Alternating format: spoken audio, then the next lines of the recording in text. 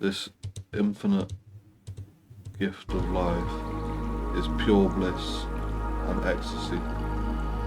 Naturally, everything else is conditioning, which is an illusion. You know, even like sounds and letters and words, we've come to understand what they mean because we've been conditioned to know what they mean.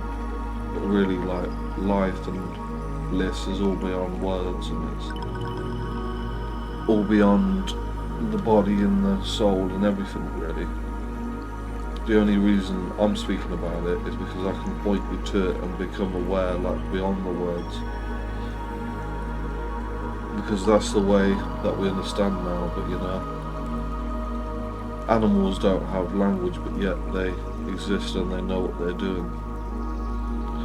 The angels have never been born into a physical body, but yet they understand. They do what they know to do. They're in bliss. Same with God. God's never been born into a body, except maybe through Jesus and Krishna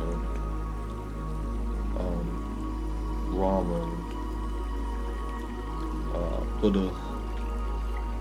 They're all incarnations in a way, because they're totally one with the source of things. But the Father, like, I don't know if he's ever been born into a body, but yet he exists, he experiences, he's like fully aware and fully capable. It's not like before you were born, you don't remember what happened, but yet you were still there talking. It's not like that. It's just like you were bliss, you were in God.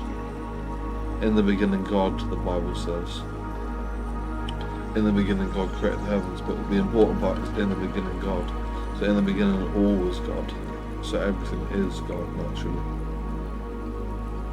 That's why I'm not like overly religious about things. You know, the Bible is only one book to explain everything, and it's just pointing you to that bliss. But you can stop reading after in the beginning God, because if everything in the beginning is God, then that means everything came from God and everything is forever God. If the beginning is the end, I'm the Alpha and Omega, the beginning and the end, God says in Revelation. Then it's God in the beginning and God at the end. All through the middle we have this conditioned illusion that we've got to do something, we've got to sell people dreams, we've got to work, we've got to do all these things, but it's just God the whole way. Everything that's meant to be is how it's always going to be. And everything is bliss, everything is grace, everything is love. If God is love, then that means everything is love. But yeah, there's like an illusion that there's like good and evil and stuff like that in the world, but like even the most bad things that you may say at the highest perspective, you can also say that it's still all God. It's just God choosing to. It's just the people that are not aware that they are part of God and that all is God, who choose to do harm to others and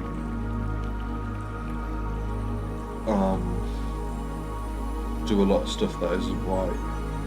But as I said, like from the highest perspective, it is how it's meant to be. It's just like a sort of like a strategy RPG or like a real-time war simulation, like Total War or something. Like it's just God, like, is the player watching over the battlefield and just sort of playing, you know, not controlling everyone, but everyone is in an essence being themselves freely. Whether you think this is true or not doesn't really matter to me, but because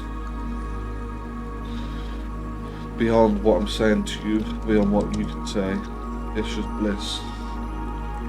You know, you just gotta sort of look at life like a video game in a way. Like you're just in control of this avatar, this character. That once you complete the game, what do? You look up from the monitor and you just go live life, and that's what being in heaven is like.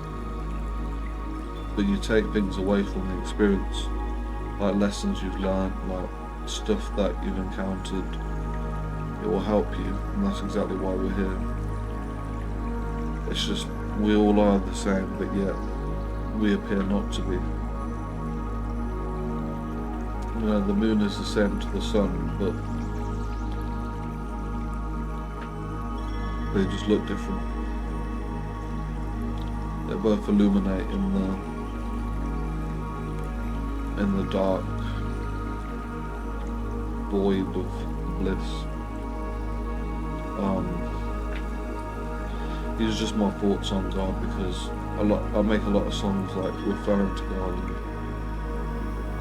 and talking about God a lot, but I never actually have sat down and spoke about like what I think about God. I love God, but that doesn't mean I have to be religious, because God is just a word, really. What God is source, is love, is eternal heaven. Try to go beyond what I'm saying to you and just experience, not in this body or the soul, but in spirit. Go beyond everything, and then you'll be free, because of the conditions and like stuff like that we've been to like understand ourselves as a unique person. We still will have fears and negativity like going on with ourselves that we perceive, but when you go beyond that and you stay in spirit, you say the higher self, and remember who you are. Everything is all love, everything is all bliss, and you are that bliss, and you'll be alright. You'll always be alright anyway, but it may appear that it's not. Obviously, I'm not excusing people doing really bad stuff, but that's on them, that's not on you. That's not something that you're doing. Anything that someone's done, they will have to experience the repercussions in some way, even if it appears to get away with it in this life.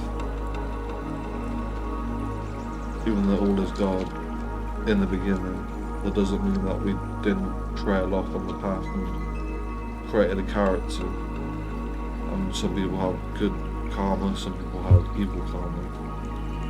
All is an illusion in itself, but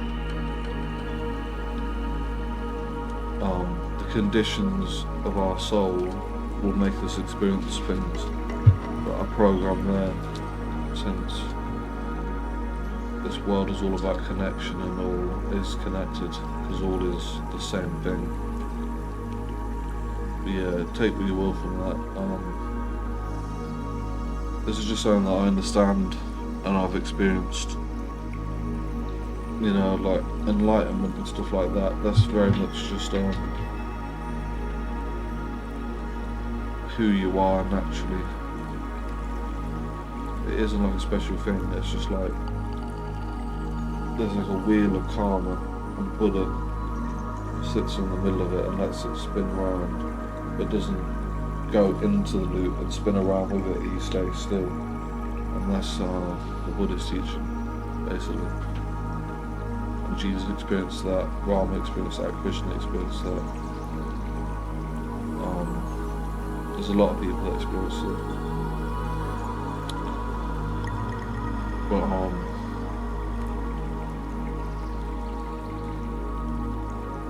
don't worry about good or evil or anything really. Don't worry about anything at all. You'll always make amends. You'll always heal. You'll always get better. You don't have to fear anything. Because once you're aware of your true nature, then you will see everyone in their true nature. You won't have to create conflicts and stuff like that. In the Bible it talks about God and the devil and stuff like that, but the devil isn't like a physical person. I don't think. It's just ego. It's just like your own sense of false reality when that conditioning turns to hating or judging or pointing fingers and saying this is bad to something that isn't bad, basically. It's just basically psychosis. That's why I can't dive too far into the Christianity stuff sometimes, because it's like, the devil's doing this, the devil's doing that, the devil's gonna be on the earth and set fire to him. It's basically just mental illness, you know.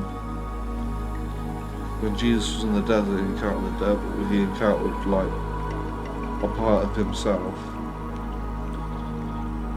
It's basically just a metaphor for just encountering that part of yourself. Like, he didn't eat or drink for 40 days, and like the world would tell you, or your false self would tell you, you can't do that. You're meant to eat. You're meant to do this. You're meant to do that. He was like, no. I'm paraphrasing, but he was just like, no, it doesn't. It is written that man should not live off bread alone, but every word that comes from the mouth of God. You know, so how could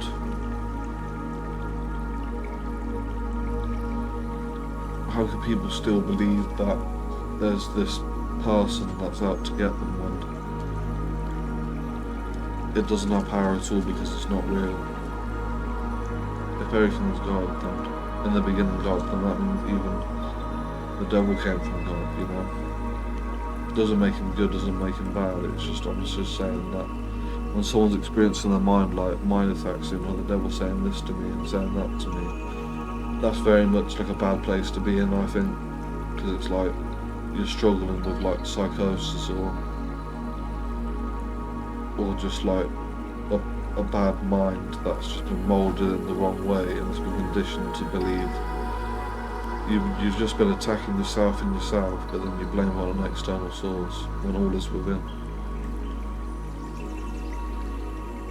So yeah, it's pretty crazy, but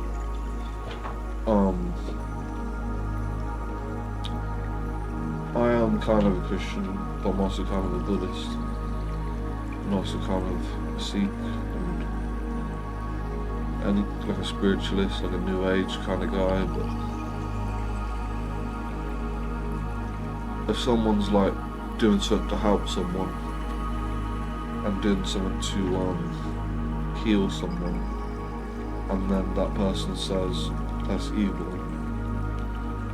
then I think that person should just look at themselves and sort of ask why they think this way and why they've been conditioned to think that. Because there's nothing in the Bible or anything like that saying like healing is bad, you know. Like, Jesus was incarnated as God, incarnated as a man from being God, and so are you too, basically. We're all children of God. We all came from the same source, and it's that force that loves us unconditionally, looks out for us, you know.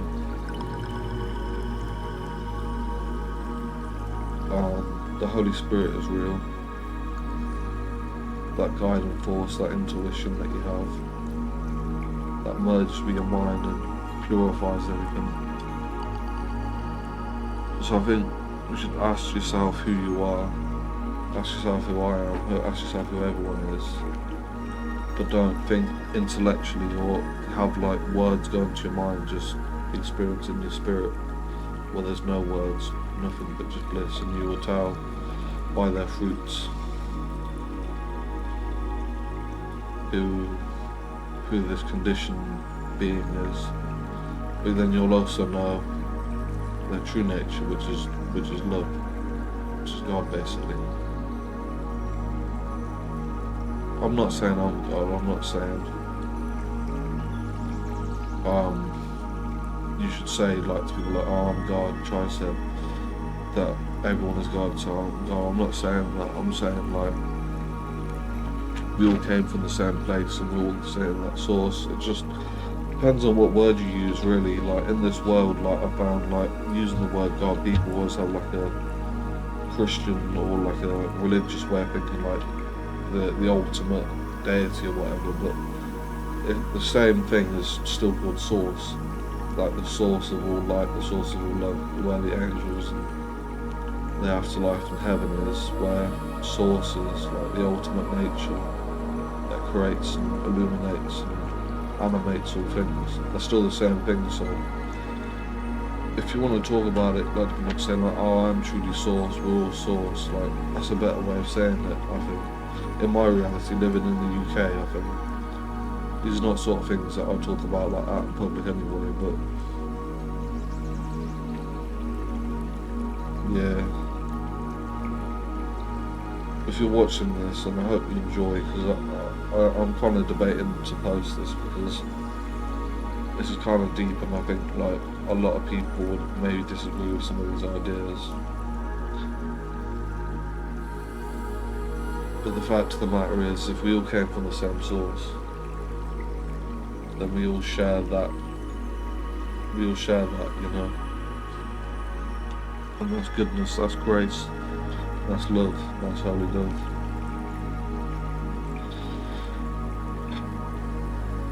So yeah. I wish you the best and I love you. Peace.